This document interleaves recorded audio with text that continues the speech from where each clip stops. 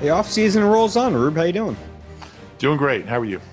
I'm doing well. This time next week, I will be in Palm Beach, Florida for the I heard it's supposed to NFL's. snow down there while you're down there. I don't think so. I'll be down there for the NFL's annual meetings. We call them the owners' meetings. Always a fun time, and I can't believe it's here already. Yeah, not only are the owners' meetings here, do you realize training camp starts in 4 months? I'm not How quite ready for that. crazy is that? Yeah, it is amazing that there's really not any rest, and we'll be here for all of it. This is the Eagle Eye podcast presented by Nissan, Reuben Frank, and Dave Zangaro. We have a new signing to talk about in Philadelphia. Another former Eagle, a Super Bowl champion, leaves the building. We're going to look at all the action from free agency so far. We have some questions to get into in a little bit as well. But Rube, the news this week, the Eagles signed veteran offensive tackle Kendall Lamb to a 1-year deal. Yeah, and we were just talking about possibly adding a veteran tackle, and he's certainly a veteran. He's been around a long time, an older guy. He's been a backup most of his career. He's over the years started a bunch of games, but he's solid and he's cheap. And this is, at this point in free agency, when you don't want to spend much money, this is what you're going to get. Yeah, and I mean, it's not like you're signing a starter. You're trying to find that swing tackle. Fred Johnson leaves in free agency to join the Jaguars, so you have that vacancy, and you don't really. We had talked about this. They didn't really have a guy on the roster ready to fill that role, and you thought, well, maybe they can find him in the draft, and maybe they still will long term, and even this year perhaps. But you looked at what was on the roster, and it was like, all right, is Darian Kennard, who's never really played in the NFL, going to be that? Is Brett Toth, who they've been hell-bent on moving inside his whole career, or, Tyler Steen, if he's not the starting right guard, but what if he is a starting right guard? So they just didn't have that guy on the team. We thought there was maybe a chance Fred Johnson would stick around, but that didn't happen, and then that's what leads to this deal. Yeah, and all those things that you mentioned, all those possibilities really had a big giant question mark attached to them. We don't know if Tyler Steen can play tackle. We don't know if Darian Kennard can play at all. They're just kind of names. Brett Toth has been around forever, but he started one game in his life, and that was with the Panthers. So, yeah, there was no favorite because they were all long shots to kind of be that guy. So it is an important job. You look at last year, and Jordan missed 4 games. Jordan Mailata missed 4 games. Lane missed 1. So Fred Johnson started 5 games. So that's almost a third of the season. A little less than a third of the season, but a significant amount of the season, a lot of starts, and played well. It's an underrated loss because, he did have to play, close to 400 snaps. Yeah, and there were some ups and downs for Fred. Obviously, his best game came in Cincinnati against his former team. It was a really cool moment. He shuts down Trey Hendrickson, but there were some other moments where he wasn't as good, and that's kind of to be expected whenever you have a backup in there. Really, all you have to ask is that they don't completely tank the offense. You don't have to just always have a tight end lining up with them to help them out. Like you can leave him there, and maybe it's not going to be pretty, but he'll get the job done. And for the most part, Fred did that. And Kendall Lamb in his career has proven that he can do that. The big question mark, I guess, with him is he's now 32 years old. He'll turn 33 in June, and he's coming off a back surgery for what seemed like a really painful bulging disc injury late in that season. So clearly the Eagles think he's healthy or they wouldn't have signed him. But whenever there's a back injury, especially for an aging tackle, it raises some red flags. Yeah, no question about it. But again, he's a guy who, if they have to cut ties with him at the end of training camp or before, it's not going to do any cap damage or very minimal. All these guys, have question marks, and he's certainly got one or more than one. The injuries scare me, and so many of the guys that Howie has signed are coming off injuries, serious injuries, surgeries, and he's another one. So, we'll see. We'll know pretty early in training camp if he's still got something left. And back injuries are scary with big guys, and he's got to. As an offensive lineman, you really need to get low and to bend and, have leverage. We'll see if he can do it. 10 years in the league, 119 games played, 44 starts, began his career undrafted in 2015 out of Appalachian State, and he's carved out a heck of a career for an undrafted guy. 4 years in Houston, 2 years in Cleveland, a year in Tennessee, and then the last 3 in Miami. It's an impressive resume for an undrafted guy. Yeah, it really is. And, it's a guy, I'm sure Stout's had his eye on him for a long time. He likes these type of guys, grinders, overachievers. And with any offensive lineman that they sign, they just have such an advantage because of their position coach. And,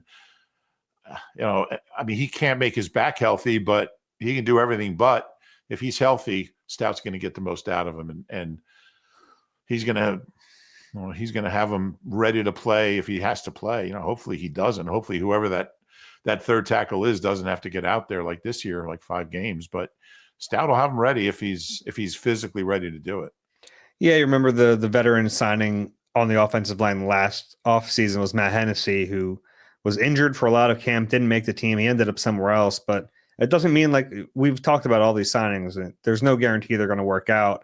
But if Lamb's healthy, I think that he is someone with a proven track record, has the experience to plug and play whenever you need him. And he's played a bunch on both sides of the line, which is important. As much as Jeff Stoutland loves the project and you kind of start fresh with a blank slate with a younger player, having the experience is kind of nice too. I'm sure it kind of probably feels like a load off of Jeff Stoutland in a way that he doesn't have another Fred Johnson to teach up and get ready. He has a guy who's done it a lot in his career.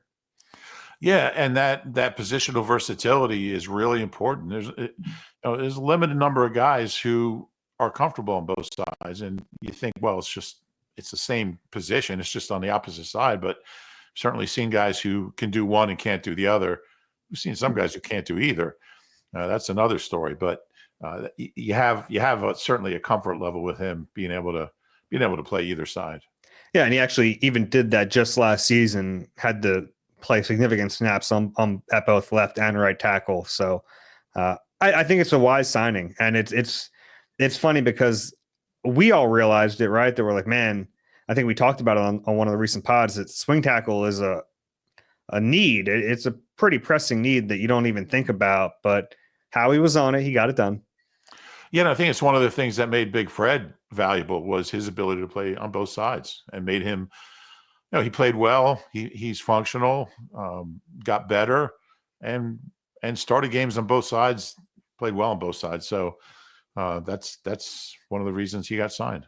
Yeah, and it doesn't prevent you. It's not like a prohibitive contract. It's not going to prevent you from drafting an offensive lineman early if that's the way the board falls. You can still take a tackle, and that tackle can still beat out Kendall Lamb for a job. Like that's okay, but it doesn't force you to do it, and it gives you a little breathing room.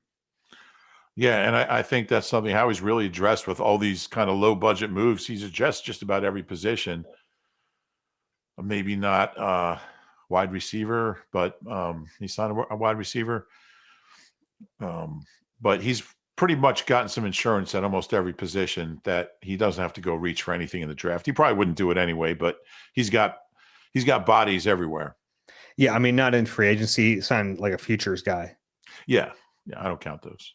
Okay, sorry to all the guys on futures deals. Well, I mean, they're such long shots. I mean, once in a while, those guys will make the team, but rarely at a training camp, usually practice squad to the team. But yeah, he hasn't targeted that. And, maybe that tells you that they feel good about Jahan Dotson as well. But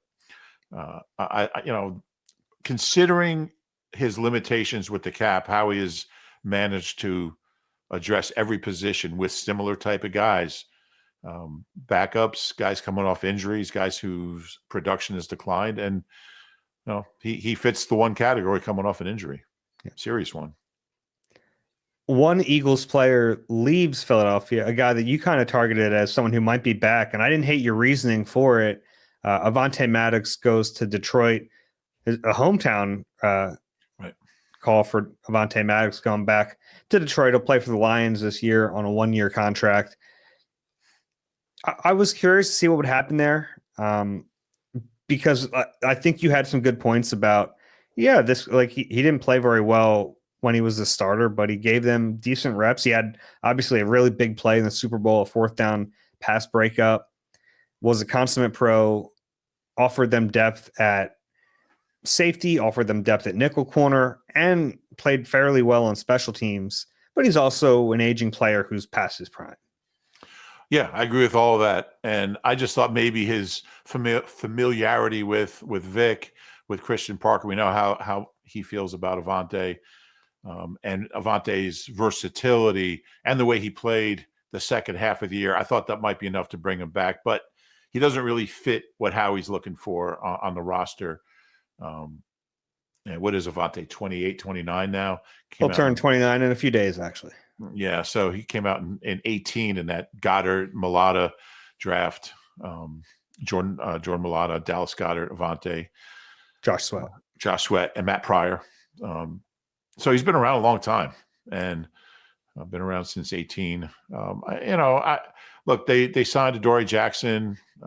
They lost 3 corners. I mean, you got the number 1 pass defense, and you lose Slay, you lose Isaiah Rodgers, you lose Avonte. I think they're going to be okay at the position, but that's a lot. That is a lot, and it's a lot of turnover at one position. So you feel great about your starters. Certainly. We'll see about Keeley and just how everything shakes out with your top 3. But your starters, meaning the 2 rookies, the 2 second-year guys now. But I'm curious to see how it shakes out with you have Ricks and you have Keeley, and we'll see what else develops there. You have Adoree Jackson, who you feel pretty good about being a guy who can come in and give you some decent reps. It's a lot of change, though. It is a lot of change, but I think I've been fascinated to see how willing they are to get younger in a lot of spots. And like the Eagles of 5 years ago re-signed Avonte Maddox. And I'm not saying it's like right or wrong, but I think there's definitely been a shift in their philosophy. Like, can you imagine them not re-signing Avonte Maddox 5 years ago? Well, they did re-sign him 5 years ago. Yeah, you know what I mean, in this situation. Yeah, absolutely. Yeah. They'd be like, oh, he's a young guy, he's 28. Now he's an old guy, he's 28. So, yeah, you're right. They definitely would have. I thought he showed second half of the year he can still play fairly well. Fans don't like him. I got a lot of mean, nasty comments for saying he played well the second half, which he did play well after those first 4 starts, which he did not. I mean, limited action. Absolutely. Yeah. But I mean, it's not like losing Avonte Maddox is going to change the Vegas odds on their win total for 25. No. And, during his career, like it wasn't all great, but he did give them a lot of valuable snaps. His best snaps came inside as a nickel corner, but you remember the Jim Schwartz years, they threw him out there at outside corner, and Schwartz loved his competitiveness, and we all watched and went, yeah, that's great. He can't play outside corner though. And, but he did it. He didn't fight about it. He played out of position for a while for this team. I always liked the idea of him playing safety, which is something he did early in his career. I thought he had the play style to do it. I thought he was rangy enough to do it. I liked his eyes on the quarterback and driving toward the ball. And they just never did it. They made him a nickel, and look, he ended up giving them good snaps there, but I always felt robbed of my Avonte project move to safety. Yeah, you've been saying that for a long time. He was a good player for a while. I had a great talk with him late in the season, and I talked to Cooper DeJean about him, and he said he helped him so much. He said, you never would have guessed that this is a guy who got benched and I was his replacement. He said he was so generous with his time, with his tips. Any question I had, he helped me. He said, I would not be the player I am if it wasn't for Avonte and how much he helped me. And he was genuine. He really meant it. And, that's Avonte. And I mean, I think, you're happy this is a guy who won a ring before he left because, he's been a good Eagle for a long time. And that's that, Nick talks about culture so much. And when a guy gets benched, I mean, that's really hard. And Avonte said it was really hard for him to deal with. He got cut during the offseason, got benched. But he said, why wouldn't I want to help Cooper? I mean, that's helping our team. And that's why I'm here. Do anything I can to help the team. And that's what my role was. I was going to do it the best of my ability. Yeah. I mean, even before Cooper, like during the summer when they had Quinyon Mitchell playing inside quite a bit. Avonte was there to help him. There was even the time I think Q ran out of gas driving over the bridge, and his first call was to Avonte Maddox. And obviously, Quinion never ended up playing inside when the real game started, but he always talked about how that time in the nickel in the summer like really expanded his knowledge overall of the defense, and Avonte was right there for it. So he did his part, and I'm glad you mentioned him winning the Super Bowl. I'm happy for that whole 2018 class in a way because they came right after the Super Bowl win in 17, and they finally got there in 22, and then they didn't get it. So cool for them to get it, and heck, 3 of those guys might be gone in 25. Yeah, you're right. And yeah, it's got to be tough. You come in, I mean, these guys got drafted 2 months after the parade. So like the city's still like flying high and everybody's celebrating. Everyone in the locker room's got a ring, got hardware, and you come in, you're like, it's easy to feel left out, but they all got theirs. I remember those guys so they, at least in 17, we'll see how they do it after winning this Super Bowl, which is still a crazy sentence to say, but they had their ring ceremony after a day where they had an OTA practice. So, a little tough for some of the guys to concentrate on the practice at hand. But I remember talking to, Dallas and Avonte about that day a few years later, because it was so weird for them because like they obviously weren't going to the ring ceremony and they kind of felt like they were being left out in a way. Should have just given them rings. What the heck? Got another ring line around there. Well, he finally got theirs. You think Patrick Johnson gets a ring? Patrick Johnson? Yeah. Played one game, and then they cut him. Their plan was to put him on practice squad. He gets claimed by the Giants. And now after all that, he's back right after the Super Bowl. I think he might get a ring. I think he deserves one. He played well in that one game. All right. I want to go through their offseason of acquisitions. And this is something I did on our website. I think it's a fun way to frame the moves that they've made so far. And it's basically the best case scenario and the worst case scenario for each of these signings. And I did it last year now, and it was fun looking back at it. The only one where I was just off completely was Zach Bond because I didn't even know his position at the time. So I did not have his best case scenario, him being an all-pro off-ball linebacker.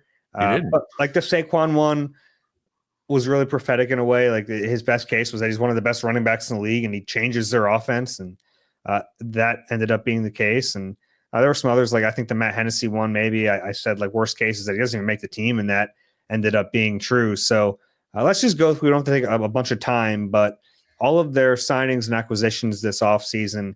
Azeez Ojulari, you want to start this one? What do you think the best case scenario for Azeez Ojulari is? I think the best case scenario is he becomes, a 6 to 8 sack guy, a big part of the rotation, and really helps that group. Yeah, I'm with you. I think it's unfair to say the best case is something he's never done before, like a double-digit edge of the Pro Bowl type season. I think that's like a pie in the sky. Yeah. Realistically, his best case is, he had 8 sacks as a rookie 5 years ago. And so he has that potential. He's just got to stay healthy. And that's what it comes down to for him. Yeah. And that's the worst case, is that he's hurt again. Yeah. And that's a trend for a lot of these. With him, it's been kind of just everything. It's been a calf, a hamstring, this, or that. It hasn't been like one significant injury. It's just been a bunch of different stuff. The Eagles medical staff had a really good season last year. It's tough to know like how much credit they deserve for it, because some of it just does come down to luck. But I don't know, maybe a new staff can help him do all the preventative stuff to avoid those little injuries. Yeah, we'll see. And a lot of guys figure it out later in their career. They figure out how to take care of themselves better. How to just nutrition, sleep, all that kind of stuff. And Eagles are pretty good at that. So we'll see if that adds up to a little more durability with him. AJ Dillon. I think his best case scenario is he offers a good number 2. He can find a place to fit in, whether it's 2-minute drill or third down back. He can offer something. And then if something ever does happen to Saquon, he fills in and he gives you those snaps. Yeah. And, he's a guy who's had a couple big years and not recently, but fairly recently. I feel pretty good about him. If a healthy AJ, I think he understands the role, which I think is important for that guy. If you're backing up Saquon, you go in knowing you're not going to get 8 to 12 carries a game if Saquon's healthy, assuming he's out there. So unless it's 48-0 in the middle of the third quarter, then you're going to get those carries in mop-up time. But I think the best case scenario with him is pretty good, that he's maybe really helps in the receiving game. Like you said, third down guy, he's a good receiver, and gets you, 4 yards plus per carry. And the worst case is that he never plays because that neck injury isn't healed. I mean, and they obviously signed him, so they feel good about it. But when you miss an entire season with a neck injury, a couple of stingers, it gives you pause. Yeah, no question about it. It'll be an interesting one to watch because there's not a lot else, at that position. Will Shipley, we'll see, but I think it's pretty clear they really want him to be that number 2. Yeah, and look, Will Shipley as a 4th-round pick in year 2 probably should have a role. So I think the worst case really is Dillon can't play and Shipley's not ready.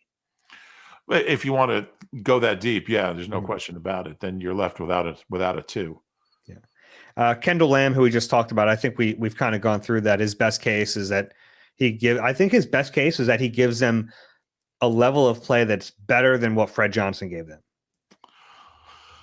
I guess that's a lot to ask. I mean, not that Fred was great, but he was, I thought, pretty good for the most part. I think he gave them like average level backup play.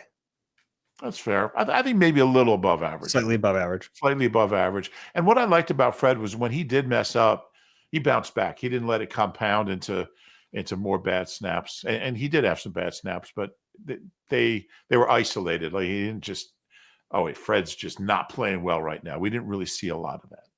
And yeah, you're right. And his biggest moment, the Cincinnati game, was great. But I think Kendall Lamb, with 10 years in the league and with as much experience as he has, if he's right health-wise, I think he can be a better player than Fred in this 1 year. Could be. Sure. That's fair. Yeah. And the worst case is very similar to the A.J. Dillon coming off back surgery. We just don't know. Yeah, that's going to be a common theme here, coming off surgeries. Mm-hmm. How about Adoree Jackson? What's his best case? Best case is that he finds a role in that secondary in a cornerback position. That's, like we said, they lost 3 guys. There's going to be some snaps to be had.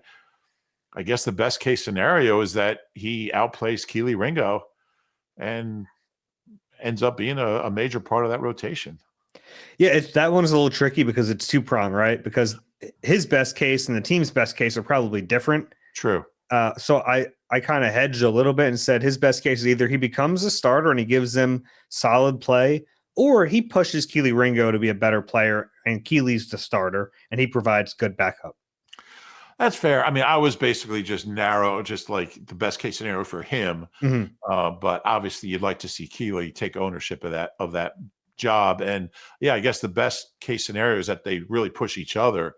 And they both, bring out the best in each other and they both get better. And you feel like either one of them can take that role. But he's he's another one. I mean, he's 29 and not that that's that old, but for cornerbacks, it's getting up there. And Slay was an exception, certainly, being able to play at his level at his age. But I think we need to realize how rare that is, by the way. Yeah. That does not happen very often. Yeah, you're right. So, I mean, 29 is getting up there for most corners. So I would guess that's the worst case scenario, is that he just doesn't have much left. Yeah, that's my worst case, is that he's just cooked and he's not even a rosterable player and he doesn't push Kelee. And then, you see what you have there. But they do need a depth as well. Like you need a backup. Now, Isaiah Rodgers played an awful lot last year as their top backup. And obviously that is partly because they had a 34-year-old in front of them or 33-year-old in front of them. But I think that him being cooked is a real possibility. Yeah. I tried to put that diplomatically, and I came out with the least diplomatic way to put that. It's fair, though. It is fair. How about Josh Uche? I would say the same as Ojulari. You're hoping. I think under that. I think like if Ojulari's best case is like giving you 8 sacks, I don't think you can expect that from Josh Uche. But in a general sense, you can hope that he's just a productive part of that rotation. Mm. So, but I mean, I think most likely they won't both be here, assuming they draft an edge pretty high. So, boy, I feel a little better about Uche. I'm not sure why. Than Ojulari? Yeah. But why? I don't know. Just I don't know. Probably because I didn't see him play very much last year. He didn't play very much last year, especially late in the year. But yeah, I think you just hope that either one of them, that one of these two can help you and find a role, getting some pressure on the quarterback. Yeah, I think I'm definitely higher on Ojulari than Uche. And that's not a negative on Uche. Yeah. Maybe it's just anti-Giants bias. I don't know. They got a pretty good player from them last year. They did. They did. That's fair. Yeah. And the worst case for Uche is that he follows in the footsteps of Julian Okwara and Terrell Lewis, and we don't even remember his name in a year. Yeah, those veteran edges who just didn't do anything. Yeah. How about Avery Williams? Well, I mean, the best case scenario is he's able to give you what Britton Covey gave you. Good field position.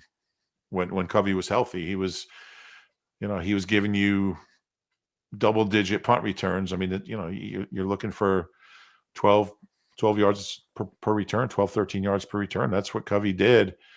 I guess that's and the kick return thing. It's kind of kick returns aren't even.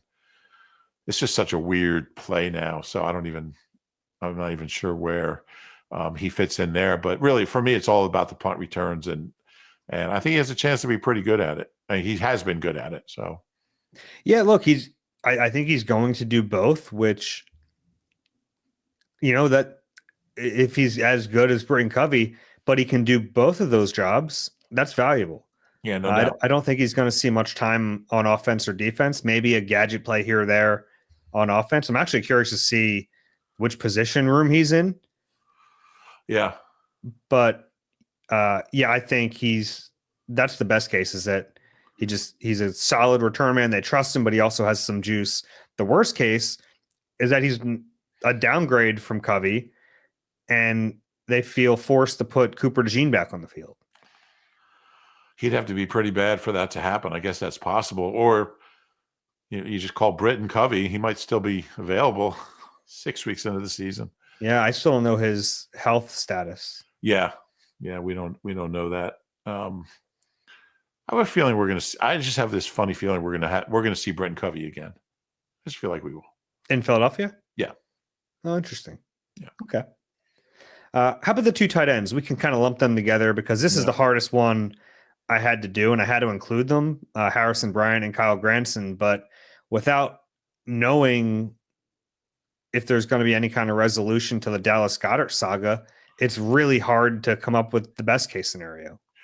I guess the best case scenario for both of them is just making the team and doing something positive at some point, which I just don't know how realistic that is. But like neither one's going to, they're not going to put up big numbers. But I mean, is the best case scenario that they cut Goddard, one of these guys catches 70 balls? That's not going to happen. Yeah, it seems pretty unlikely. Bryant, to me, like he's a different type of player. He's really versatile. Like he's lined up in the backfield, he's lined up in line, he's lined up outside. Like you can do a bunch of different stuff with him. And last year he was in Vegas behind Brock Bowers and Michael Mayer. So I think the best case is that that's the reason he didn't play last year, and it wasn't because he just wasn't good enough. I like that he spoke highly of getting a year with Bowers. I mean, obviously, it had to be frustrating. As soon as he signs there, they draft a guy who catches 100 and whatever, 112 passes or whatever it was. But he just talked about how much he learned from him. He's like, anytime you're around a great player, it's you learn from him, and it's always a positive. So I like that he had a good attitude about it. At least when he talked to us, he did. All right, how about Patrick Johnson? I think the best case scenario is he makes the team in training camp. We all go, oh, wow, he's a pretty good pass rusher. But then the season comes, he's just this good special teamer. Yeah. Yeah. Does he have a career sack? I don't know. I can look that up for you. I don't think he has a sack. I mean, he hasn't played very much since his first few seasons on defense. Well, if you're looking him up. He does not. He has 4 quarterback hits and a tackle for loss. And how many defensive snaps? Do you have that in front of you in his career? In his career, 500. 500 defensive snaps as an edge and doesn't have a sack. So best case scenario is he gets a sack. But yeah, I think he can make a difference on special teams. He is a good special teamer. And they're going to certainly have some guys to replace in that area. So I think that's realistic to hope for. Worst case is they don't have a spot for him and they cut him and he ends up somewhere else for the year and then they have to bring him back again. But he still gets a Super Bowl ring. How about Charlie Hewlett? He's the long snapper, by the way. Yeah, I'm aware. Best case scenario is he continues that lineage of Mike Bartram, John Dornbos, and the last 3 long snappers they've had have made a Pro Bowl. So I guess that's the hope. Yeah, I mean, I think the best case is he's a slight upgrade over Lovato, who did have a shaky snap here or there.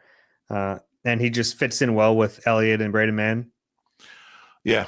I mean, that's probably, I don't know if it's the most important thing, but it's certainly an important part of it. Worst case is that he's not very good and the Eagles messed up by letting a 2-time Super Bowl champ walk out. That's a really good way of overstating Rick Lovato's value, calling him a 2-time Super Bowl champ, but he is. And look, he was really good at it for a long time. I thought he did have a slightly down year. He hasn't signed anywhere, has he? He has not. So maybe they could just bring him back if that happens. Yeah. I'm guessing they would. Okay. How about Kenyon Green? Well, I guess the best case scenario is that he's a starting right guard. Yeah. He's Becton again, right? I mean, Becton was better when he was bad than Kenyon Green was. But at a different position. But I mean, he had certainly had a more I think there was more to work with there. I think Becton getting to where he was from where he was as a rookie wasn't a huge leap. But I mean, Kenyon Green has not been good. But yeah, that's the best case scenario. He's your starting right guard. The worst case is that instead of following the footsteps of Mekhi Becton, he follows the footsteps of Chance Warmack as another first-round guy that didn't work out. For all the success stories, there are guys who just don't work out. Chance was one of them. 10th overall pick as a guard. Kenyon Green was 15th. So there's a chance he just doesn't work. Which to me is a lot more likely. And then, I mean, there's the other part of it where, Chauncey Gardner-Johnson just has an incredible year in Houston and the Eagles really miss him. And then you watch Kenyon Green on the bench every week. That's certainly within the realm possibility. And then Dorian Thompson-Robinson, I guess the best case is that he's worth that spot as a developmental backup. And the worst case is that you get him here in camp and you go, uh-oh, there's nothing here. We messed up. Yeah. Yeah. The best case scenario is, well, I mean, I think that trade was about the pick as much as anything. But I think they liked DTR. Yeah. But I mean, the best case scenario is he makes the team. I mean, he makes the 53, which I don't think is a lock. Unless they draft the quarterback, I think it's close to a lock. I don't. Well, just based on the emergency quarterback rule, I think they want a third quarterback. Yeah, but I don't think there's a guarantee it'll be him. Okay, that's fair. Yeah, I mean, if he doesn't make the team, that's right. That's clearly worst case. I liked him at UCLA, but these guys got 1 touchdown and 10 interceptions in his career. So I don't think making the team is a lock. Now, obviously, circumstances are different here, and he's being asked to do something different. I think he's got a chance, but the worst case scenario to me is he doesn't make the team. Now you're out there. I mean, they've certainly cut back up quarterbacks or projected third string quarterbacks at the end of camp before. You're right. Sometimes they've cut a few of them. Yeah. What was that? The Tebow year? Yeah. It was Tebow and who else fighting for the third job, and then they cut them both. That wasn't when I was covering the team, so it's unfair for me to even remember any of this. Who was the kid from USC that they cut? He was like their 3. Barkley? No, not Barkley, but he played with Barkley there. I can't remember, but Clayton Thorson, they thought he'd be the 3. I mean, there've been Christian Hackenberg. I don't know, but we'll see. The kid's got some good attributes, so we'll see how he looks. All right, let's take a break. On the other side, we have some more coming for you guys and questions to get to. You deserve a car that thrills you, a car that puts goosebumps on your goosebumps. At Nissan, we've got everything from turbocharged SUVs to 100% electric vehicles that'll make your heart beat faster. Experience the thrill for yourself and shop your local Nissan store and nissanusa.com today. All right, we're back on the Eagle Eye podcast presented by Nissan. Rube, the Eagles still active in free agency. That Kendall Lamb signing coming down this week. They could still add more. So you and I both independently came up with a few names out there, intriguing to us at least. I want to just go through them. Tell me who you have. We'll just kind of go back and forth. Sure. I don't have a lot. I don't think there's going to be a whole lot more activity, but I have a few names. Okay, give me one. Justin Simmons. Yeah, he's on my list too. I think this is one that wouldn't happen until after the draft, but it does make a lot of sense. Yeah, and he's a guy who he's still good. He's still a good player. I don't think he's going to cost you a whole lot. So, we'll see. I mean, there's like Julian Blackmon's out there, but he's going to be a lot more expensive. Younger guy, I would think, would cost a lot more. But yeah, I mean, I'd like to see Justin Simmons. I think he'd be a good pickup. Yeah, I have Blackmon on my list too. Those are the 2 safeties on my list. It's funny because Simmons, he's talked about wanting to perhaps play here. He talked about his relationship with Vic Fangio and with Christian Parker, their defensive backs coach. But then you look at it and you look at the last year with Vic Fangio, and they just haven't brought in anyone who played for him other than Perry Nickerson. Like Vic Fangio does not seem like super tied to his guys. He doesn't need his guys. And like you think back to Jim Schwartz when they brought in Schwartz, like they brought in his guys. Like they wanted a few players that had played for him that could kind of teach the system. Like Stephen Tulloch's here for a year. They went out and Leotis McKelvin, like they brought in some of his players that first year. So when the Eagles hired Fangio, we all thought, oh, let's look at which players would make sense. So we're talking about Van Ginkel and Simmons and all these guys, and they didn't bring in any of them. And Vic, when he's asked about that, he's like, yeah, I just let Howie do that. I'll coach whoever's here. He seems to like it that way. So, some guys don't want to get involved in that. And I'm sure Vic feels like he can coach anybody. So, some coaches really like that comfort zone. Obviously, Nick, brought a bunch of Colts guys in, Chargers, I guess. But, but I think Simmons would make sense even without the Vic connection. Yeah, and I think that would help. And he would be like, you kind of plug and play him next to Reed Blankenship in that defense. He's 31, so he's not the player he once was, but he's also been like really durable in his career, played a bunch last year with the Falcons. And by the way, he didn't sign until August last year, so he might not be in a hurry. My guess is a veteran player like that wants to see how the draft plays out before he makes his decision. Sure. And that would play right into what the Eagles are doing anyway. I don't know what his contract would look like, if it would affect the compensatory pick formula if they did it now. But if it happens after the draft, you don't have to worry about it at all. Yeah, I think that would make the most sense for both those reasons. Yeah. And Blackman, he's still just 26, 5 years with the Colts. His first year, by the way, when Sirianni was still there as the OC. So I think that's an option. You're probably right.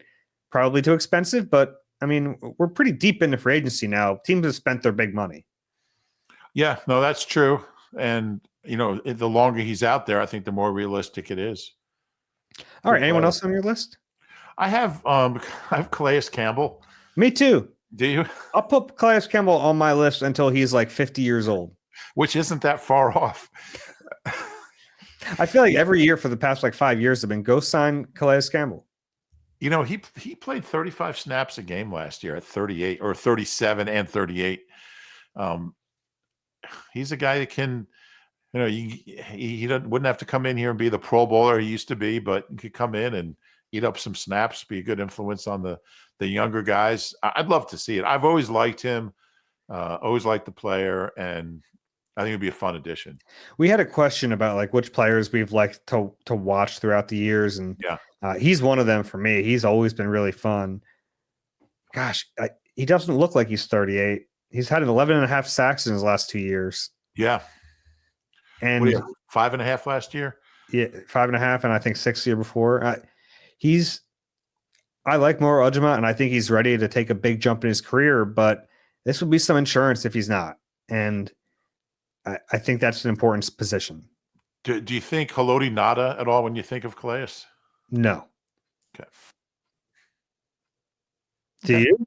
No, no. There's some parallels. Just that they're past their prime and they're different players. They're different levels of production. I mean, Haloti Ngata was like a 6-time All-Pro. I mean, he was really good when he was good. Yeah, but he was also a nose tackle, and Yeah, but just came to mind.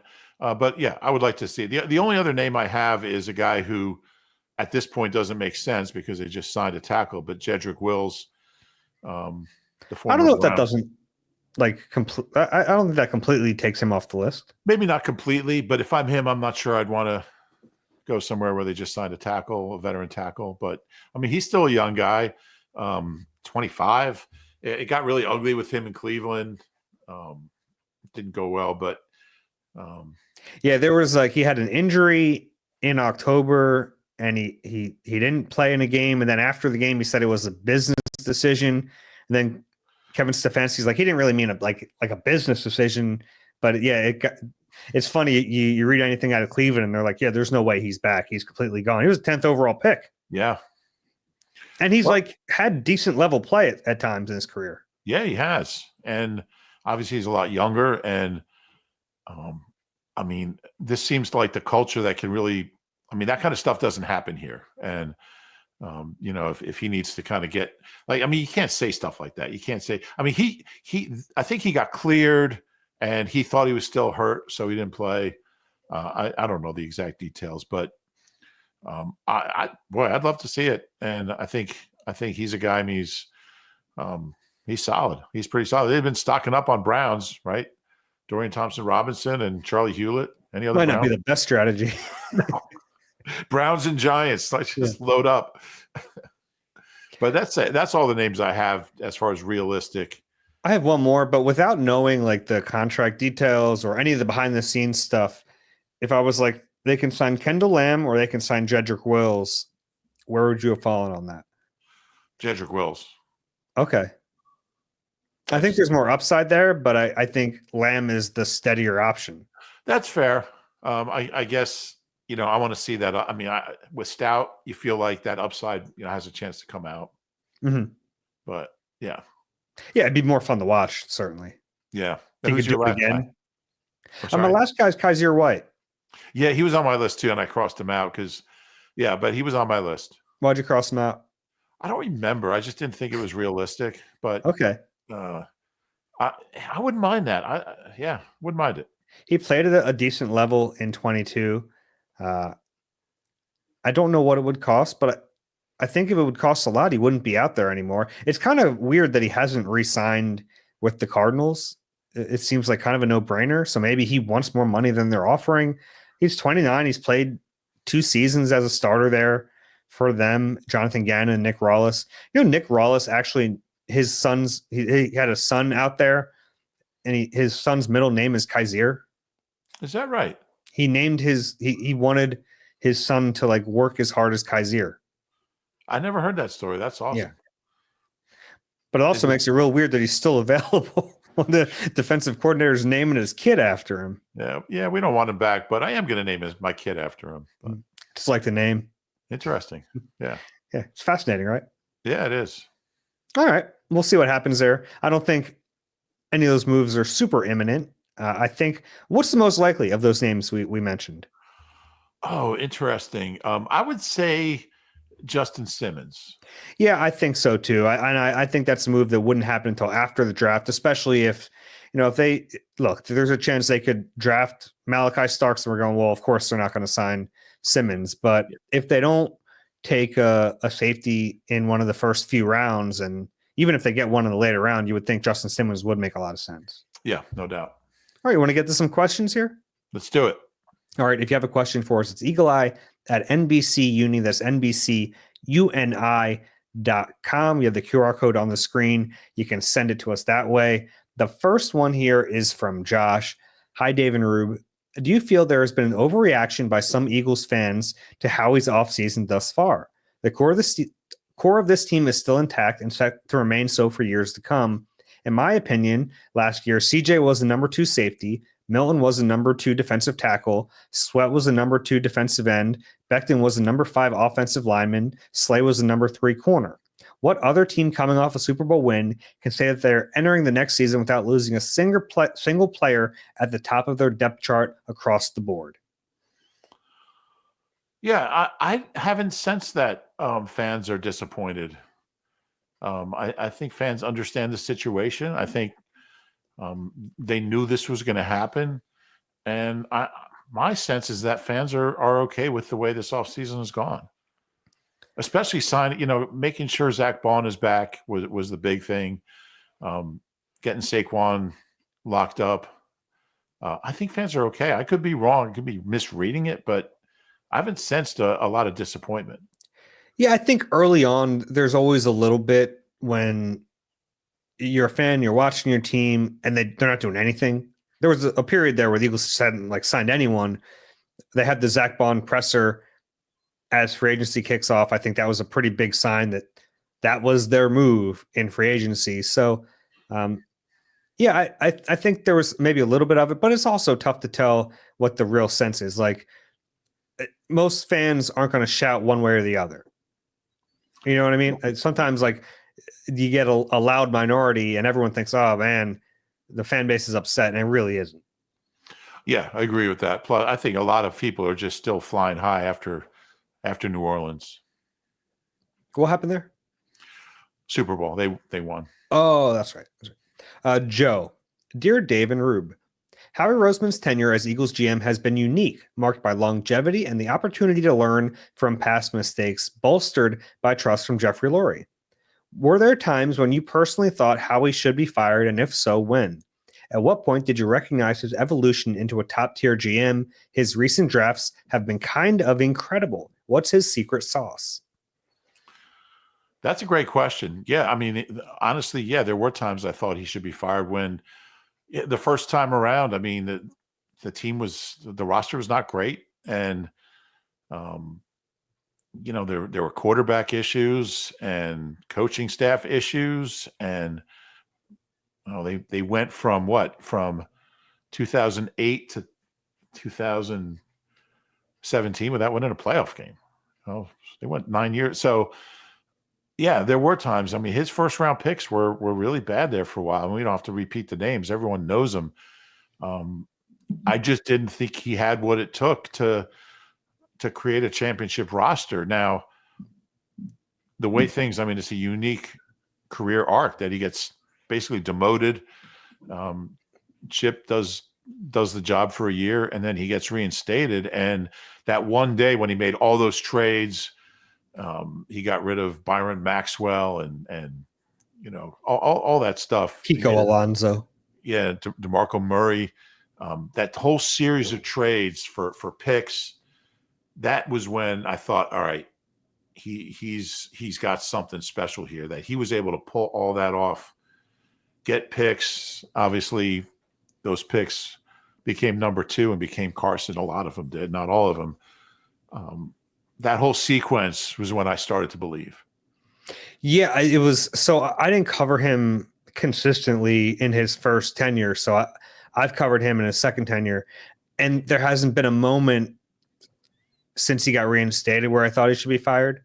There haven't been like perfect picks along the way, certainly, Sure. but I think the aggressiveness and like he just went for it in his second. And I think he's talked about it. Like that's what changed for him, was that he's like, you can get fired doing it someone else's way, or you can get fired doing it your way. I'm gonna get fired again. I'm gonna do it my way. I'm gonna be aggressive. And you're right. Those series of trades to move up, to be aggressive, to identify the quarterback, to go and get him. And obviously, like I don't need to relitigate everything that happened with Carson Wentz, but like just the creativeness and the aggressiveness to get that player, and then to have them in the Super Bowl a year later. And look, there have been mistakes after that. He tried to run it back after that 17 season a little too long, and they hit some roadblocks. But I think he's really improved as a talent evaluator. Yeah. And I think when we talk about GMs, like it's almost like Howie's road and his path have been unique because of his background, and it's different. But like if a GM with a scouting background can learn the other elements of it, then of course a GM with the other background can learn the scouting element of it. And he's worked really hard at it, and he's really good at it now. So yeah, it's I guess it's still non-traditional, but I don't think it should be. Yeah, I totally agree. I mean, Mike Wolf won a Super Bowl. He never played football. I think the last disastrous pick was probably Rager. He's been pretty good since 21, really good since 21. So yeah, I mean, gosh, he's quite possibly a Hall of Fame GM at this point. Yeah, and you remember when he was reinstated in the power, it kind of came with a caveat that he had to bring in a personnel guy who ended up being Joe Douglas. They had to wait for Joe to, I guess, get out of his contract in Baltimore, but they waited for him and they hired him. And but yeah, since then, I mean, he doesn't need that top. He needs people to lean on, certainly, but I don't think it's a weak spot in his game anymore. But I do think he's got a great eye for talent, for scouting talent. I think he's really hired a series of, now most of them haven't had success elsewhere when they've left. I mean, Brett Veach, obviously, Ryan Grigson, but for the most part, they've gone to other places and not had success, which is really interesting. That tells you maybe, yeah, it's Howie. Hasn't stopped them from getting poached, though. No, it hasn't, and it won't. All right, next one is from Dan. Hey, Dave and Rube, thanks for all the off-season content. As a fan in Charlotte, this podcast is the best way for me to stay connected to the Eagles and all related news. I'm with Rube as far as the CJ-GJ trade. I get it. I don't love it, but it's got me thinking about the O-line and the upcoming draft. Kenyon Green has only ever played guard, specifically left guard. I drafted my depth chart as of today, and I have 9 locks for the O-line, including Brett Toth.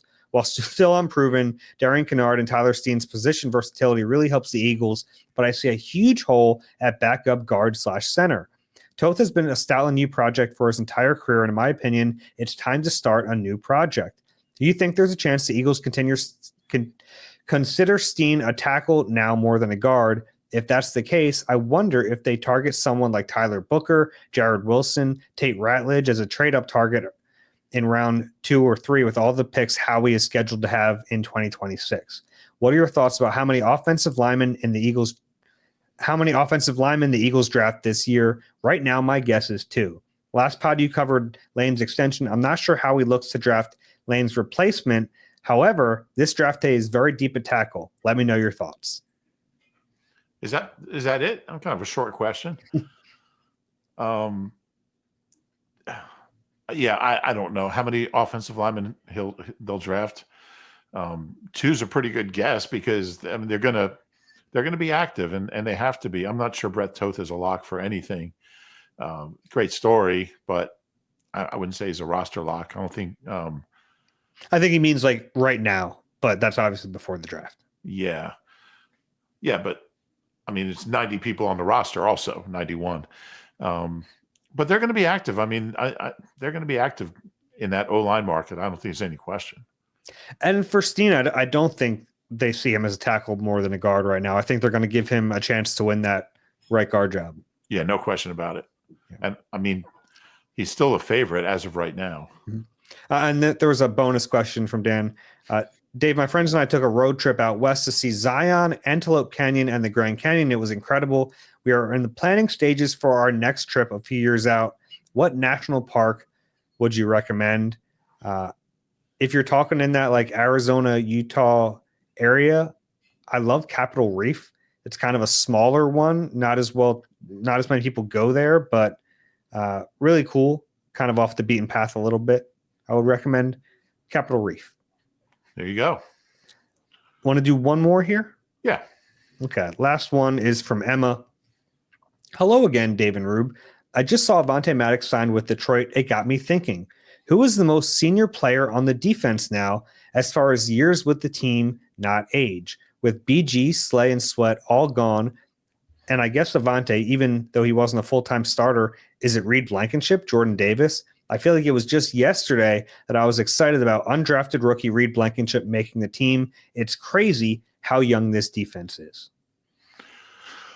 Yeah, it really is. And I mean, there's no defensive player on the roster who was here before 2022. So, I mean, Jordan Davis, Nakobe, Reed are the three defensive guys from 2022. I mean, because obviously BG retired, Sweat signed, Avonte signed with the Lions, Slay got released, signed with Pittsburgh, and then Milton and Sweat from the 18, and then Milton from 21. So yeah, you have to go to 22 to find. So there's nobody that's been on the defense more than 3 years. It's crazy. It is wild. I guess Patrick Johnson is back 2021 draft. Yeah, no. You're talking. It's got to be. Yeah, Alex, we know it's got to be. Continuous. What's the word? Contiguous service. Continuous service for me to count it at least. Patrick Johnson was here for 1 week last year. Yeah, but he's getting a ring, we think. We'll get to the bottom of that. How about that? Okay. If you have a question for us, it's eagleeyed@NBCUni.com. Good question. Yeah, definitely good questions. If you have a question for us, send us one, and do us a favor while you're at it. Please rate and subscribe wherever you get your pods. If you're watching on YouTube, please click the like button and subscribe there as well. Rube, any final words? I do have some final words. On Friday, I had a chance to play at my favorite music venue in Philadelphia, Johnny Brenda's. And I played with, it was sold out, it was packed. It was great. So much energy in the place. I played with the Tisberries, and then I played with Bardust, Pogue's cover band after that.